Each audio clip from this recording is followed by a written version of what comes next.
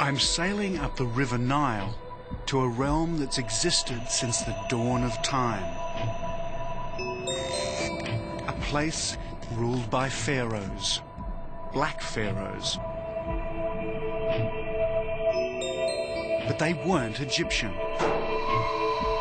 This is a forgotten African civilization which, like the Egyptians to the north, built temples and pyramids that would last 5,000 years.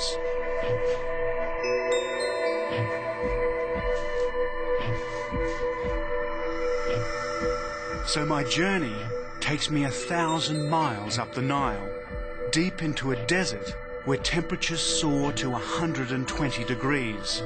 And here I come face to face with the black pharaohs of Africa.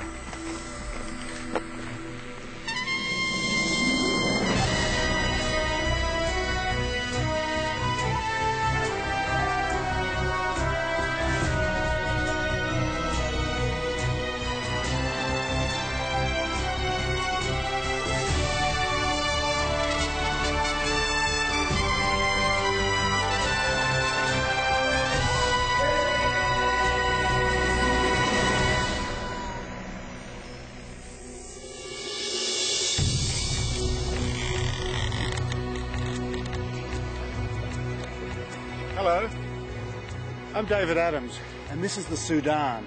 I'm about 2.5 days sailing south of the Egyptian border into what they call the Hidden Quarter. It's the least travelled part of the Great River Nile. From here to Khartoum, Sudan's desert capital, there's 1,000 miles of temples, tombs and fortresses of a culture that once ruled all Egypt herself. As the crow flies, my journey's only 330 miles. But by river, round the great S-bend of the Nile, it's triple that distance, nearer 1,600 kilometres. But first, a little history.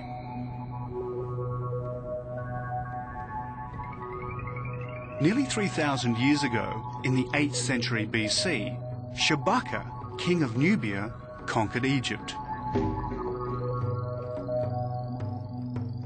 His dynasty was to rule the Egyptian Empire for over a century, the 25th Nubian dynasty.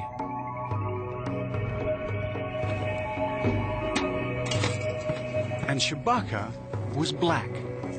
He and his descendants built temples and pyramids and an empire that stretched from Khartoum to Alexandria. It was a civilization that was to span 5,000 years.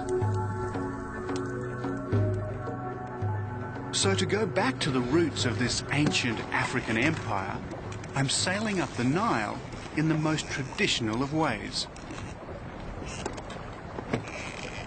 My crew is Nubian, direct descendants of those who fought for the black pharaohs.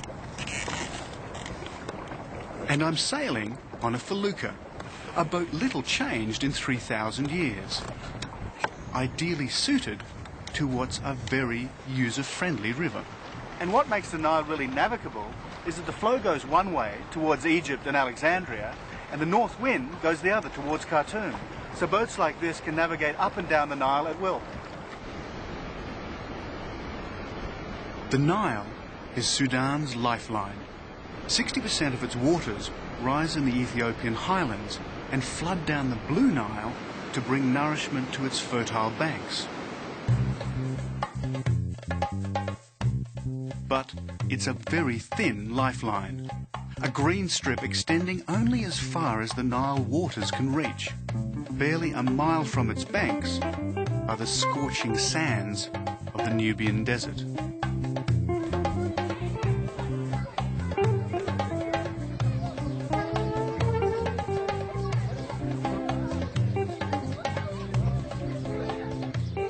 Today, the Nubians of Sudan live in mud villages much as they've done for centuries. And I never knew mud could be made so colourful. These walls have become a canvas on which to paint vivid geometric patterns.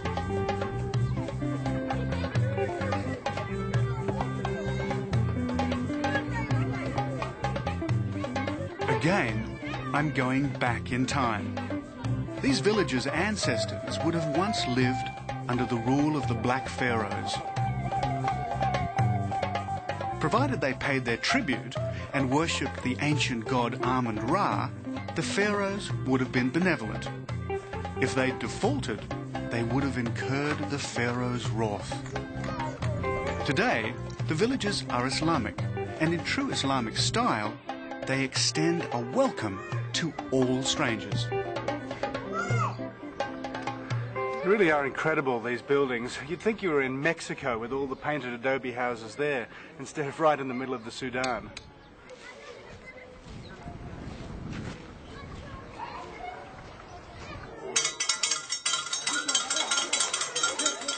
School starts early in the Sudan, at 7 a.m.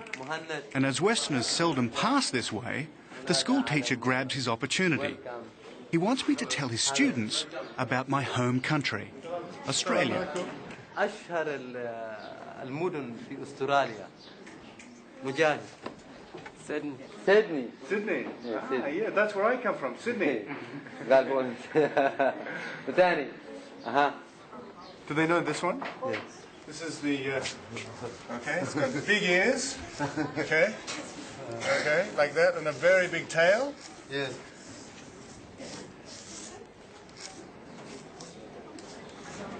They know this one? What's this one? Kangaroo. Kangaroo. Yeah, matches. You know this one? Boxes. Yeah. Yeah? Kangaroo. Like this. I wonder what would happen if I asked Western children to name an animal in the Sudan. I'd be even more amazed if they knew where it Thank you was. very much. Thank you, It was David. very good. But Very good I must to be see on you. my way. Goodbye. Thank you. Ciao. It all seems so calm and peaceful here. But just across the river is an old fort. It stands as a stark reminder of rival imperial ambitions that have so often disrupted the peace of this great river.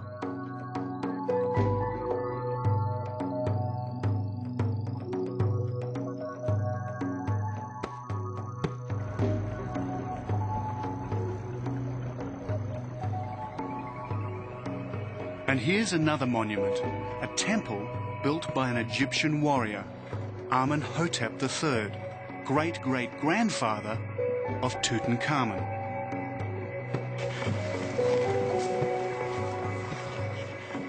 It was built 4,000 years ago, and it predates King Solomon, Babylon, and the temples of classical Greece. It was from temples like these that the Black Pharaohs drew their inspiration and founded their ancient African civilization.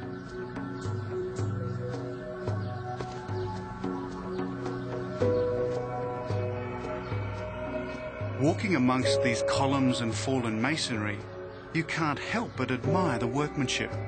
They're thousands of years old, yet it seems they were carved yesterday.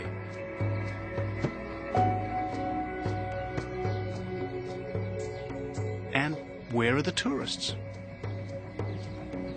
If this were a temple in Egypt, it would be crawling with them. But I seem to have it all to myself.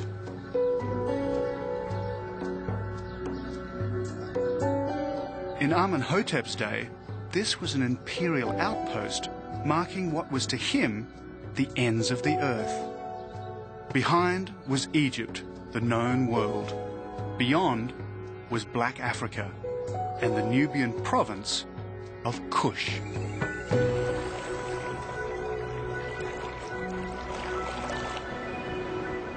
And I've also reached a natural barrier, the Third Cataract. One of a series of impassable rapids that hinder all Nile travellers. My felucca can go no further. Salam!